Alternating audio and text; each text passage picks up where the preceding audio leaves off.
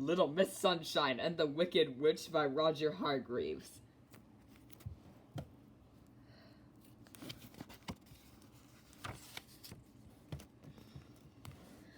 Little Miss Sunshine was going for a walk. The weather was not very nice, so it took a lot more. Then a bit of rain to dampen Little Miss Sunshine's spirits. In the distance she saw Little Miss Bossy approaching. I'll be nice to Little Miss Bossy, thought Little Miss Sunshine, so she won't boss me around.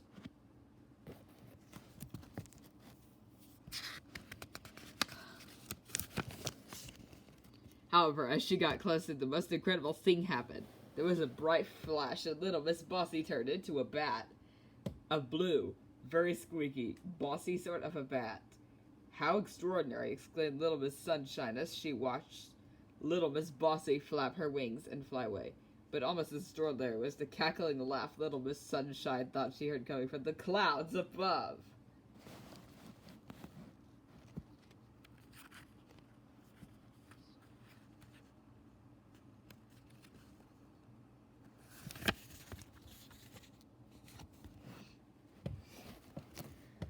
The next day was much nicer. The sun was out. There was not such a cloud in sight. Little Miss Sunshine was happily walking along, wondering what had happened to Little Miss Bossy when she saw Mr. Rude walking towards her. I will be nice to Mr. Rude, thought Little Miss Sunshine, or he'll be rude to me. But at that moment, there was a bright flash. And where Little Miss Sunshine reached where Mr. Rude had been standing, he discovered that he had turned into a toad. A red, very rude, angry-looking toad. But just like the day before, Little Miss Sunshine heard a cackling laugh. But this time it seemed to be coming from a nearby tree.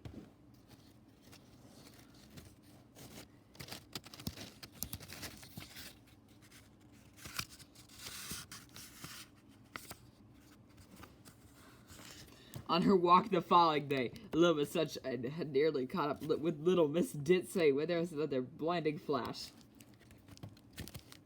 Little Miss Ditzy had turned into a mouse, a very confused, ditzy, blonde-haired mouse. When Little Miss Sunshine heard the same laugh she had heard 2 days before, she ducked up behind a bush and waited to see who it came from. Suddenly, with a rustle of leaves, a witch flew from behind a tree. A wicked witch on a broomstick. A horrible, hook-nosed, hairy, warty, wicked witch dressed in black. Little Miss Sunshine felt very afraid, but she bravely decided to follow the wicked witch into the Whispering Wood. It didn't take Little Miss Sunshine long to find the wicked witch's ramshackle cottage.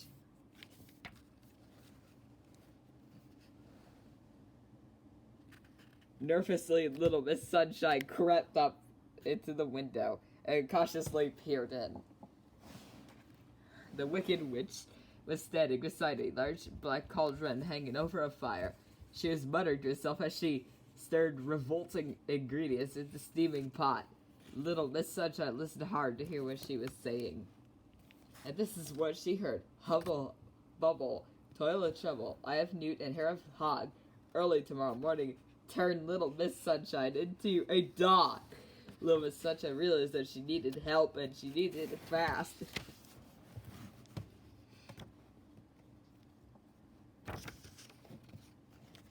She tiptoed around the front door where the wicked witch had left her broomstick leaning against the wall. And without thinking whether she could find a broomstick or not, Little Miss Sunshine hopped on. As it turned out, she could. Just about. The broomstick rose up in the air with the wobbly Little Miss Sunshine perched on top. Little Miss Sunshine knew exactly who could be able to help. It's Little Miss Magic. The broomstick took her to Little Miss Magic's house in no time at all.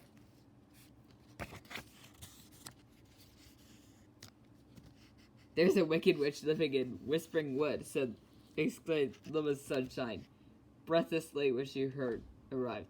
She then told Little Miss Sunshine what she had seen and, more importantly, what she had heard. And I'm going to be turning into a dog tomorrow morning, she gasped. That's awful, said Little Miss Magic. But this is just the sort of problem I like dealing with. I hope you'd say that, said Little Miss Sunshine. Now, I'll tell you what you're going to do. Continue, Little Miss Magic. The next day at sunrise, little Miss Sunshine and little Miss Magic knocked at the Wicked Witch's door. The Wicked Witch opened it with a flash. She turned little Miss Sunshine into a dog. Hee hee hee, giggled the Wicked Witch. That worked like a dream. It was then that little Miss Magic turned the witch into a cat. A smelly, scraggly, black cat. A smelly, scraggly, black cat that suddenly found herself looking up at a scary yellow dog.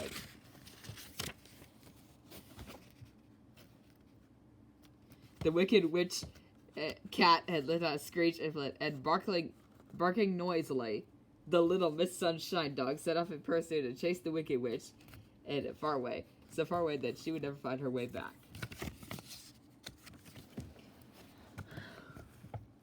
When little Miss Sunshine returned, little Miss Magic turned her back to her old self. She then found little Miss Bossy and Mr. Rude and turned them back to normal as well. Little Miss Ditzy took a lot longer to find, as she was hidden in a mouse hole, and being the ditzy person that she is, she seemed to not have noticed that anything that had happened.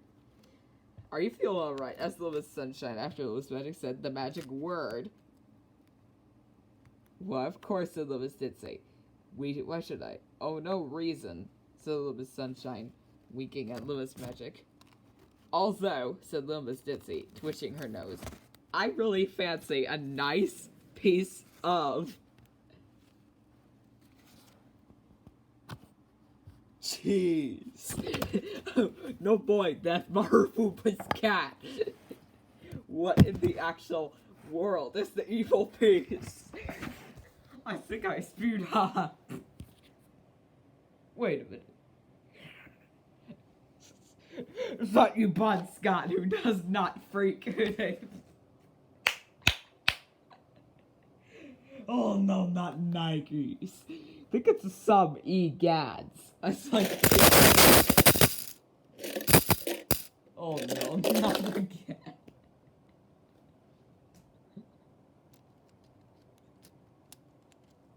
Oh no, that is the fork.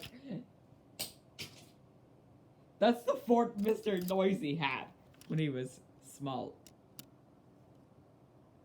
So, the figurine of pods. The figurine of something is not the fleet. The fleet.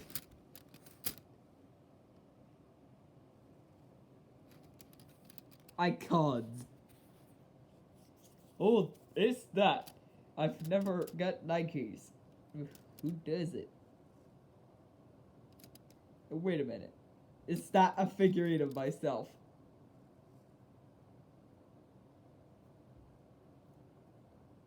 Did they create the figurine of myself? Oh yes, that's the figurine of Bon Scott, who is instantly dead.